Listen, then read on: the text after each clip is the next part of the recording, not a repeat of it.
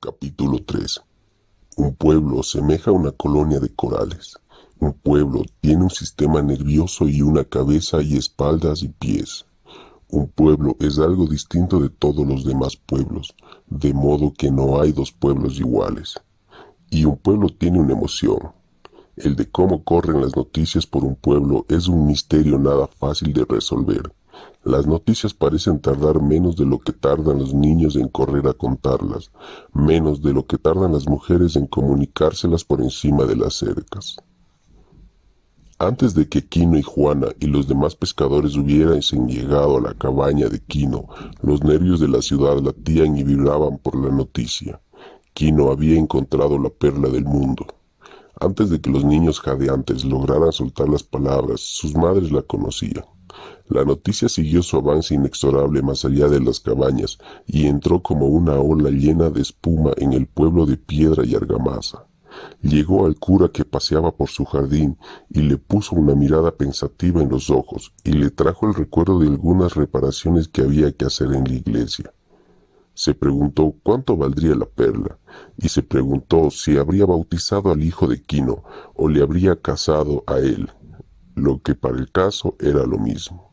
La noticia llegó a los tenderos y contemplaron las prendas de hombre que no habían vendido.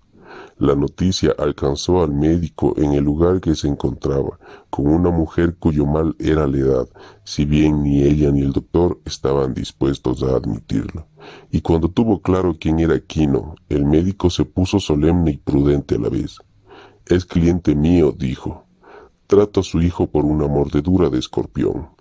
E hizo girar los ojos en sus hamacas de grasa y pensó en París. Recordaba la habitación en que había vivido allí como un sitio grande y lujoso, y recordó a la mujer de rostro duro que había vivido con él como una muchacha hermosa y amable. Si bien no había sido ninguna de las tres cosas, el doctor dejó perder la mirada más allá de su anciana paciente y se vio a sí mismo sentado en un restaurante en París y vio a un camarero que acababa de abrir una botella de vino. La noticia llegó enseguida a los mendigos de delante de la iglesia y la satisfacción les hizo reír un poco, porque sabían que nadie en el mundo da limosnas más generosas que un pobre al que de pronto le sonríe la fortuna. Quino había encontrado la perla del mundo. En el pueblo, en pequeños despachos, estaban los hombres que compraban perlas a los pescadores. Esperaban en sus sillas a que las perlas entraran, y entonces cacareaban y peleaban, y gritaban y amenazaban hasta conseguir el precio más bajo que un pescador tolerara. Pero había un precio por debajo del cual no se atrevían a pasar, porque había ocurrido que un pescador desesperado había dado sus perlas a la iglesia, y cuando acababan de comprar, estos compradores se quedaban sentados a solas, y sus dedos jugaban sin descanso con las perlas, y deseaban ser sus propietarios. Porque en realidad no había muchos compradores, había solamente uno y mantenía a aquellos agentes en despachos separados para aparentar que existía la competencia. La noticia llegó a aquellos hombres y sus ojos visquearon y las puntas de los dedos les ardieron un poco, y cada uno de ellos pensó que el patrón no sería eterno y que alguien tendría que ocupar su lugar, y cada uno de ellos pensó que, con algún capital, podría empezar de nuevo. Toda clase de gente se interesó por Quino, gente con cosas que vender y gente con favores que pedir. Quino había encontrado la perla del mundo. La esencia de perla se mezcló con esencia de hombre y precipitó un extraño residuo oscuro. Todos los hombres se sintieron relacionados con la perla de Quino, y la perla de Quino entró en los sueños, los cálculos, los esquemas, los planes, los futuros, los deseos, las necesidades, los apetitos, las hambres de todos. Y solo una persona se interponía en su camino, y esa persona era Quino. De modo que, curiosamente, se convirtió en el enemigo de todos. La noticia removió algo infinitamente negro y maligno en el pueblo.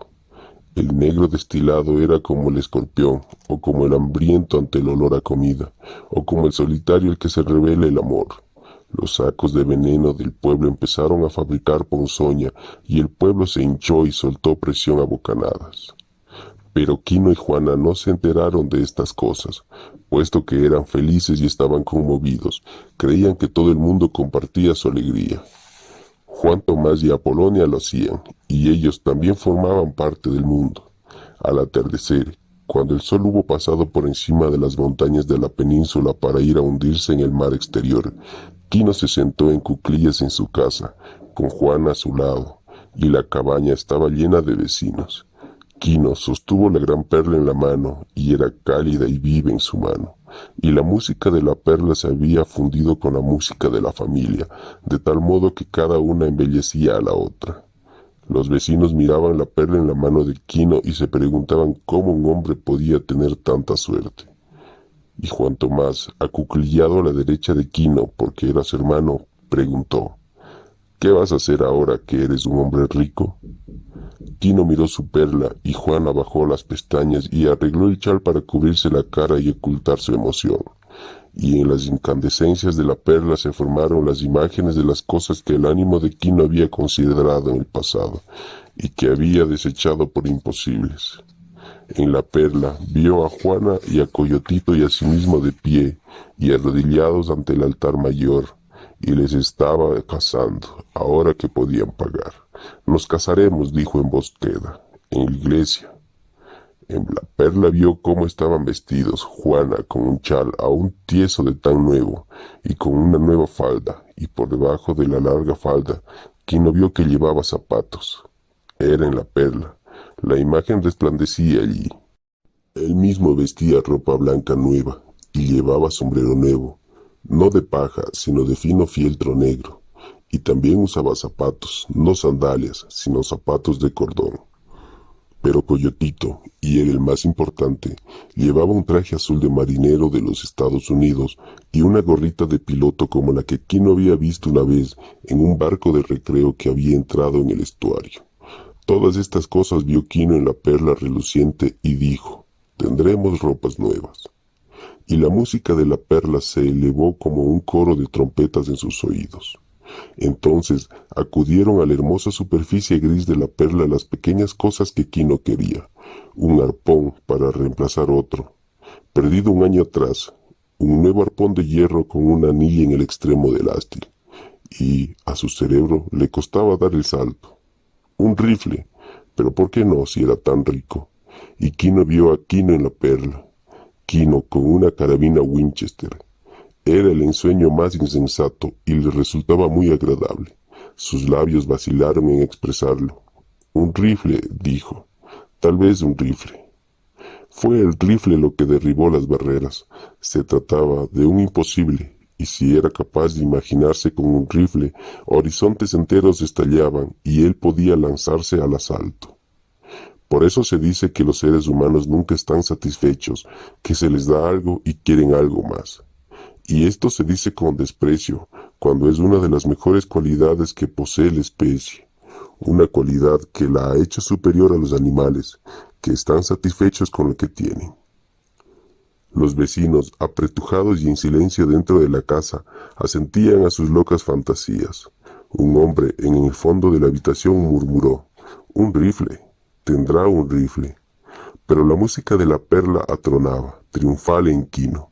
Juana alzó la mirada y sus ojos agrandados admiraron el coraje y la imaginación de Quino. Y una fuerza eléctrica había entrado en él en el momento en que los horizontes se derrumbaron. En la perla estaba Coyotito, sentado ante un pupitre en una escuela, como Quino había visto una vez a través de una puerta abierta. Y Coyotito llevaba chaqueta y tenía puesto un cuello blanco y una ancha corbata de seda. Además, Coyotito escribía en un gran trozo de papel. Quino miró a sus vecinos con furia. «Mi hijo irá a la escuela», dijo. Los vecinos callaron. Juana contuvo el aliento con dificultad. Le contemplaba con los ojos brillantes y se apresuró a mirar a Coyotito en sus brazos para ver si tal cosa sería posible. Pero el rostro de Quino había un resplandor profético. «Mi hijo leerá y abrirá los libros y escribirá bien. Y mi hijo hará números, y eso nos dará libres porque él sabrá. Él sabrá y por él sabremos nosotros».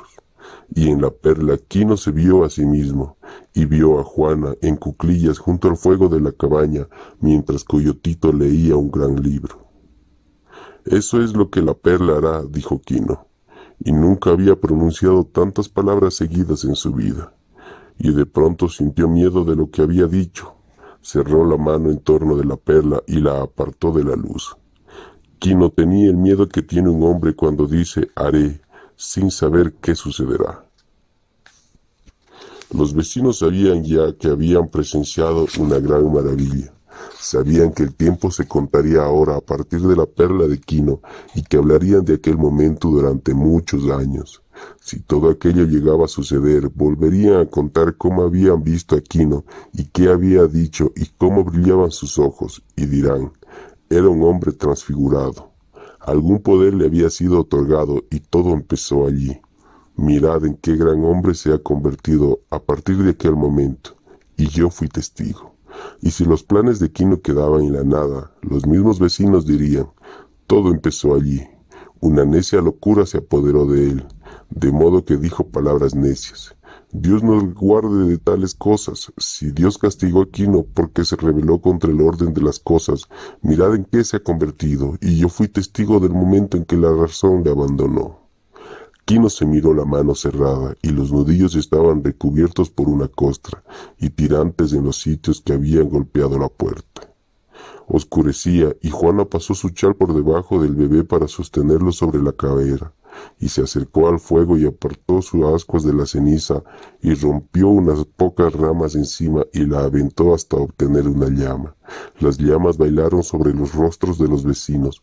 Sabían que debían ir a cenar a sus propias casas, pero no se sentían dispuestos a marcharse.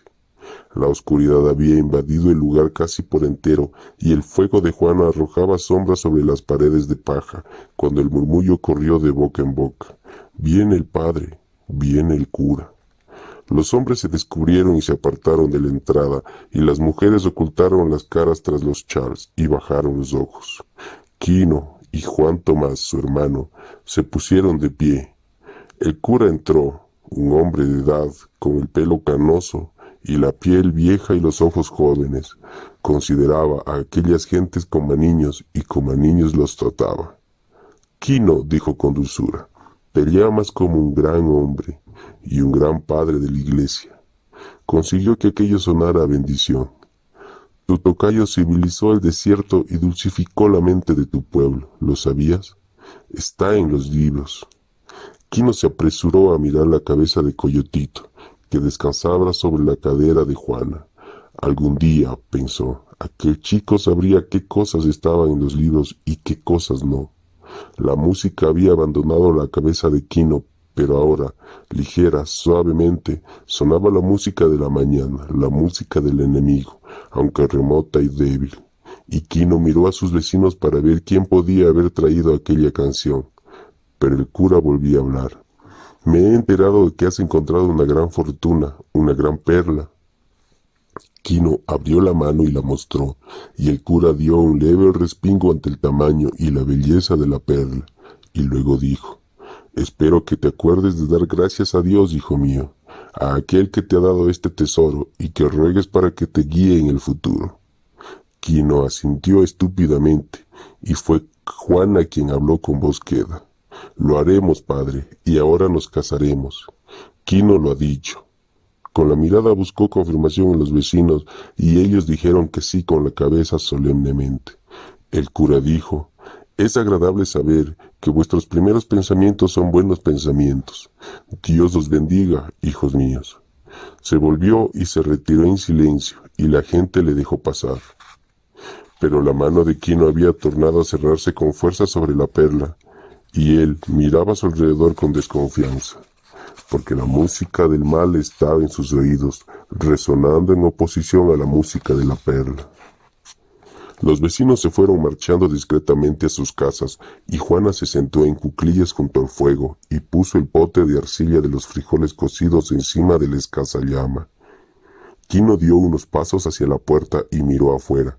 Como siempre, olía el humo de muchos fuegos y veía las confusas estrellas y sentía la humedad del aire nocturno, así que se cubrió la nariz para preservarse de él.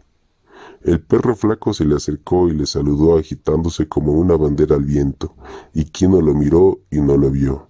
Había traspasado el horizonte y se hallaba en un lugar ajeno, frío y solitario.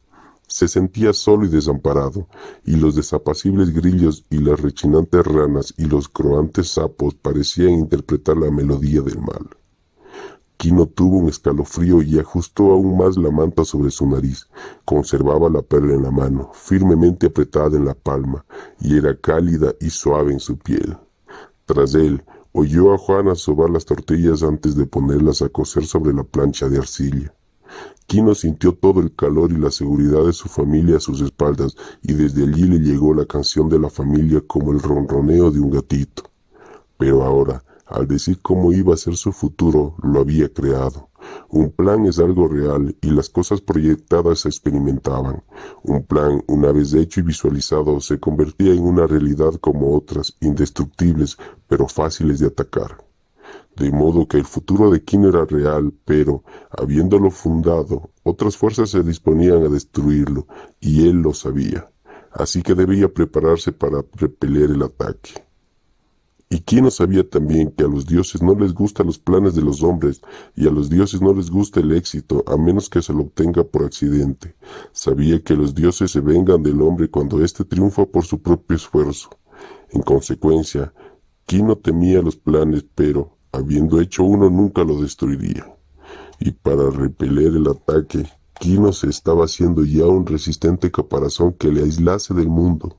Sus ojos y su mente exploraban el peligro antes de que apareciera. Desde la puerta vio acercarse a dos hombres, y uno de ellos llevaba un farol que iluminaba el suelo y las piernas de ambos. Atravesaron el seto de Quino y llegaron hasta su puerta, y Quino vio que uno era el médico y el otro el criado que había abierto la puerta por la mañana. Los nudillos heridos de la mano derecha le ardieron al ver quiénes eran. El médico dijo: «No estaba en casa cuando fue esta mañana, pero ahora, tan pronto como me fue posible, he venido a ver al niño».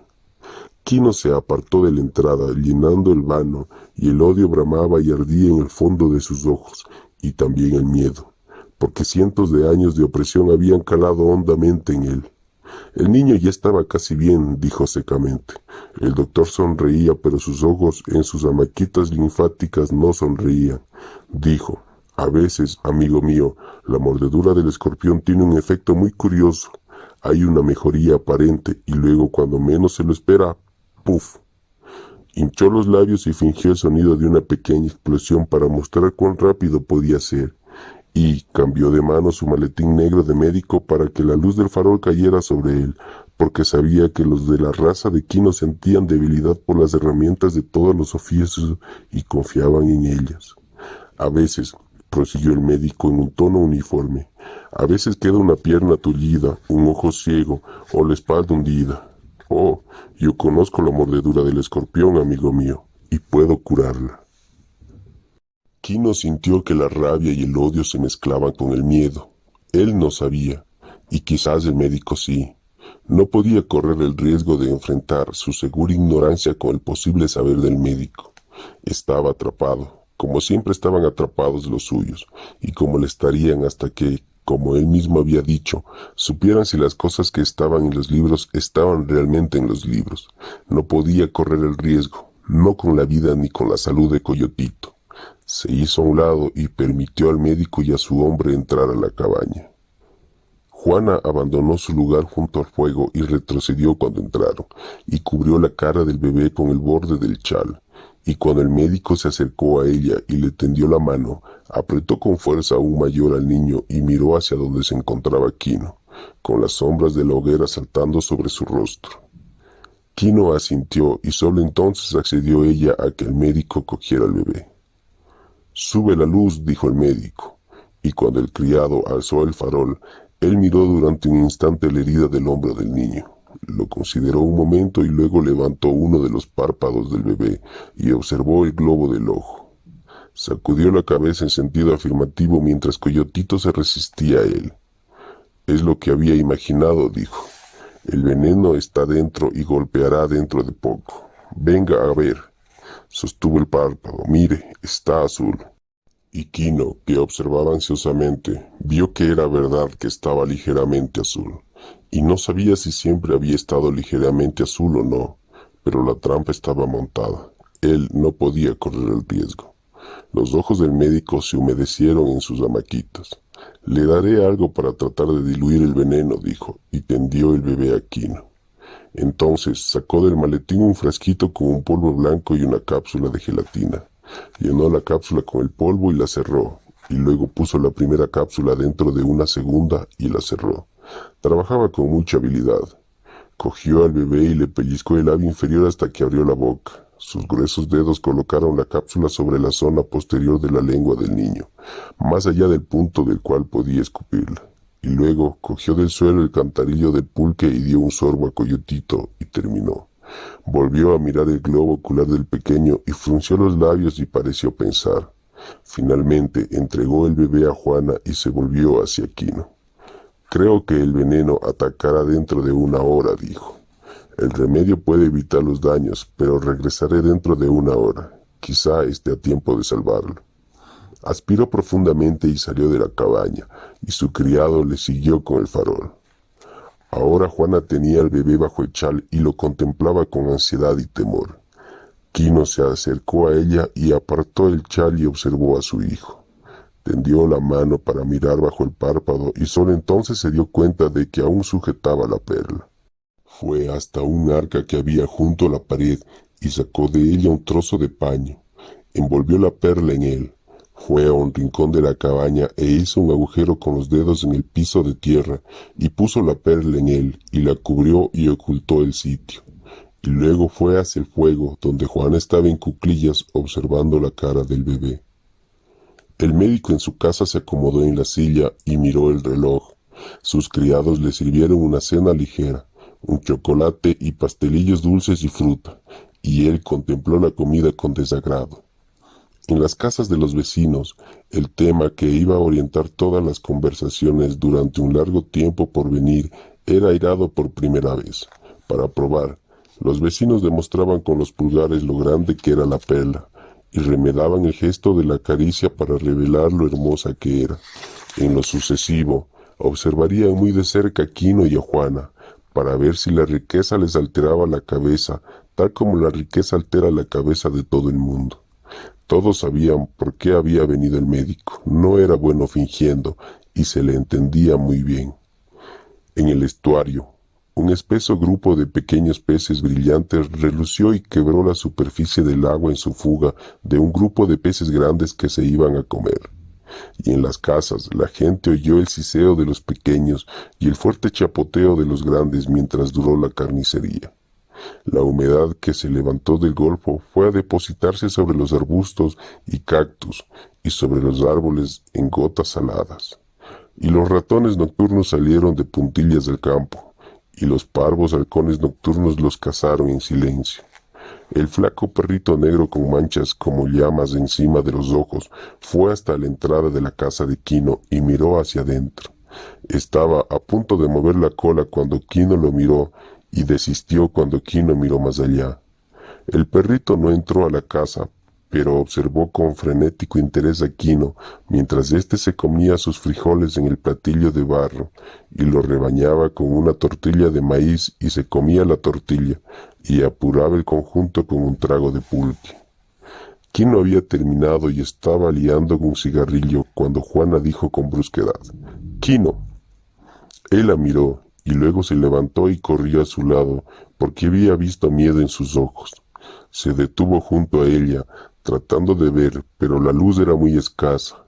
Con un movimiento del pie, echó un montón de ramas en el fuego para que hicieran llama, y entonces logró ver la cara de Coyotito.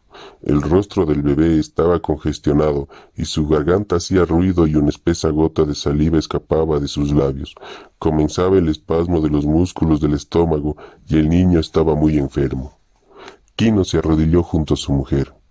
«Así que el médico sabía», dijo, pero lo dijo tanto para sí mismo como para su mujer, porque su mente era resistente y suspicaz, y él recordaba el polvo blanco.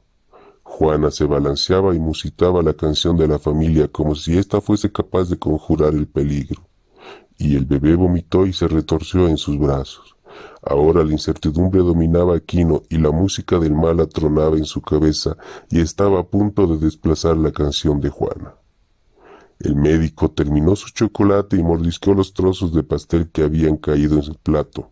Se limpió los dedos con una servilleta, miró el reloj, se levantó y recogió el maletín. La noticia de la enfermedad del niño recorrió rápidamente las cabañas, porque la enfermedad solo ocupaba el segundo puesto en la lista de enemigos de los pobres cuando se la compara con el hambre. Y alguien dijo en voz baja: «La suerte ya se ve, trae malos amigos». Y todos se levantaron para ir a la casa de Quino. Los vecinos, con las narices cubiertas, atravesaron la oscuridad a la carrera para volver a reunirse en la casa de Quino. Se detuvieron y miraron e hicieron breves comentarios acerca de lo triste que era que aquello sucediera en época de alegría, y dijeron: «Todo está en manos de Dios».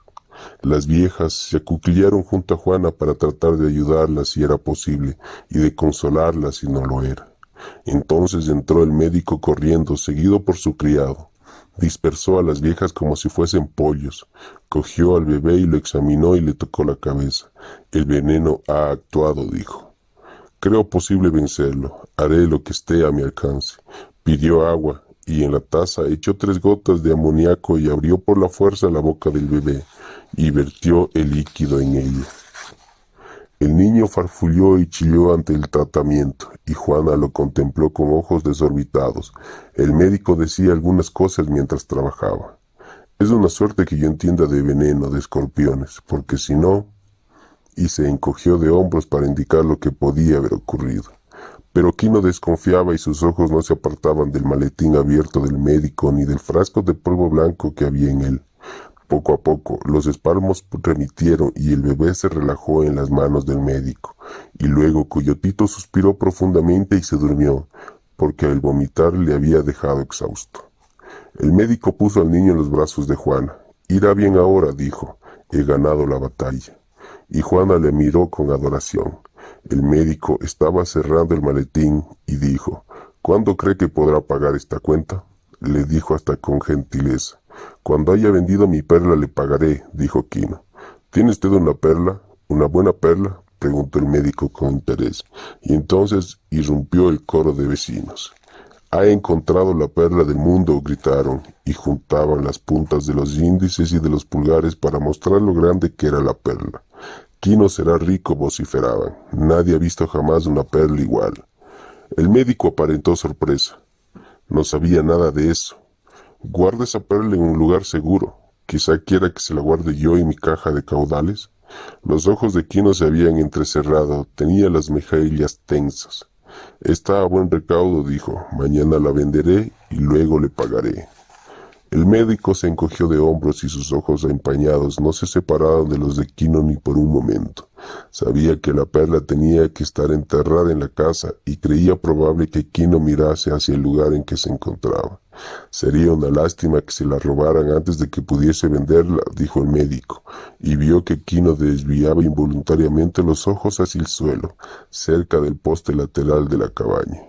Cuando el médico se hubo ido y los vecinos, a su pesar, se hubieron retirado a sus casas, Quino se sentó en cuclillas junto a las ascuas del hogar y escuchó el sonido de la noche, el leve romper de las breves olas en la orilla y el remoto ladrido de perros, el rumor de la brisa al pasar a través del techo de la cabaña y la charla en voz baja de los vecinos en sus casas del poblado. Porque aquella gente no dormía sin hacer ruido toda la noche. Se despertaban a intervalos y conversaban un poco y volvían a dormirse. Y al cabo de un rato, Quino se levantó y fue hasta la entrada de su casa. Olió la brisa y escuchó con atención, en busca de algún ruido extraño que revelara secreto o acechanza, y sus ojos exploraron la oscuridad, porque la música del mal sonaba en su cabeza y él estaba furioso y asustado. Después de sondar la noche con sus sentidos, fue a donde cerca del fuego estaba enterrada la perla y la desenterró y la llevó hasta su jergón. Excavó otro pequeño agujero bajo el jergón y puso allí su perla y volvió a cubrirla. Y Juana, sentada junto al fuego, le contempló con ojos inquisitivos, y cuando él hubo enterrado su perla preguntó: «¿A quién temes?». Quino buscó una respuesta sincera y finalmente dijo: «A todos», y sintió que un caparazón le rodeaba. Al cabo de un rato se echaron juntos en el jergón, y Juana no puso al bebé en la caja aquella noche, sino que lo acunó en sus brazos y le cubrió la cara con el chal, y la última luz desapareció de los rescoldos. Pero el cerebro de Quino ardía, aun cuando durmiese, y soñó que Coyotito sabía leer, que uno de los suyos era capaz de decirle cuál era la verdad de las cosas. Coyotito leía en un libro grande como una casa, con letras grandes como perros, y las palabras galopaban y jugaban sobre las páginas. Y entonces la oscuridad cayó sobre el texto, y con la oscuridad regresó la música del mal, y Quino se agitó en el sueño. Y cuando se agitó, los ojos de Juana se abrieron a la tiniebla. Y entonces Quino despertó con la música del mal latiendo en él, y se quedó echado en la oscuridad con los ojos alerta. Entonces, de un rincón de la casa llegó un sonido tan suave que bien podía haber sido un pensamiento, un leve gesto furtivo, el roce de un pie en la tierra, el casi inaudible susurro de un aliento contenido. Quino retuvo la respiración para escuchar y supo que, fuese cual fuese la cosa oscura que había en la casa, retenía también su respiración para escuchar. Durante un rato del rincón de la cabaña no llegó sonido alguno. En aquel momento, Quino pudo haber atribuido el ruido a su imaginación. Pero la mano de Juana se arrastró hasta la suya para advertirle, y el sonido se repitió. El rumor de un pie sobre la tierra seca y el arañar de dedos en el suelo. Y ahora, un miedo salvaje surgió en el pecho de Quino, y tras el miedo vino la cólera, como siempre. La mano de Quino buscó el cuchillo, sujeto a su pecho por una cuerda, y luego saltó como un gato furioso. Se precipitó golpeando y bufando sobre la presencia oscura que, lo sabía, estaba en el rincón de la casa. Tocó tela, lanzó el cuchillo y falló, y volvió a lanzarlo y sintió que atravesaba el paño, y luego su cabeza estalló en luces y se llenó de dolor. Hubo un escabullirse en la entrada, y pasos de alguien que corría, y después silencio. Quino sintió la sangre caliente emanar de su frente, y oyó que Juana le llamaba.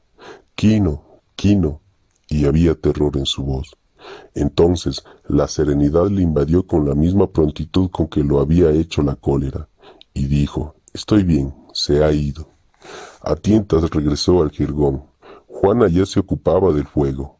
Apartó un ascua de las cenizas y echó encima cáscaras de trigo, y sopló hasta que de las cáscaras se elevó una llama, y una lucecilla bailó por la cabaña. Y luego, de un lugar secreto, Juana sacó un trocito de cirio y lo encendió en la llama, y lo colocó sobre una de las piedras del hogar. Actuó deprisa, canturreando.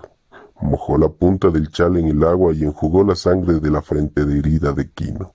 «No es nada», dijo Quino, pero sus ojos y su voz eran duros y fríos, y un odio profundo crecía en él. Ahora la tensión que había ido ganando a Juana hervía visiblemente y tenía los labios apretados. «Es del mal», gritó ásperamente. «Esa perla es como un pecado, nos destruirá». Y su voz se elevó en un chillido. «Deshazte de ella, Quino. Rompámosla entre dos piedras, enterrémosla y olvidemos el lugar. Devolvámosla al mar. Ha traído el mal, Quino. Marido mío, nos destruirá». Y a la luz de la vela, sus labios y sus ojos vivían, alimentados por el miedo. Pero en el rostro de Quino había decisión, y su mente y su voluntad estaban llenos de decisión. «Es nuestra única oportunidad», dijo. «Nuestro hijo tiene que ir a la escuela. Debemos romper el pote en que estamos encerrados». «Nos destruirá a todos», gritó Juana. «A nuestro hijo también». «Calla», dijo Quino. «No digas nada más. Por la mañana venderemos la perla, y entonces el mal se irá, y solo quedará el bien. Ahora calla, esposa mía». Sus ojos oscuros miraron con severidad el fuego, y se dio cuenta de que aún tenía el cuchillo en las manos, y alzó la hoja y la miró, y vio una fina línea de sangre en el acero. Por un momento, pareció a punto de limpiar el acero en sus pantalones, pero luego clavó el cuchillo en la tierra para purgarlo. Gallos remotos cantaron, y el aire cambió, y empezó a amanecer. El viento de la mañana onduló las aguas del estuario y susurró entre los mangles, y las breves olas rompían en la playa llena de cantos rodados con mayor frecuencia.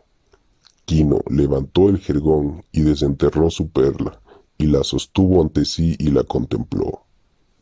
Y la belleza de la perla, titilando y brillando, trémula a la luz de la vela, le sedujo. Era tan hermosa, tan suave, y tenía su propia música. Su música de invitación y encanto, su garantía de futuro, de comodidad, de seguridad. Su cálida claridad prometía un remedio para la enfermedad y un muro ante la injuria.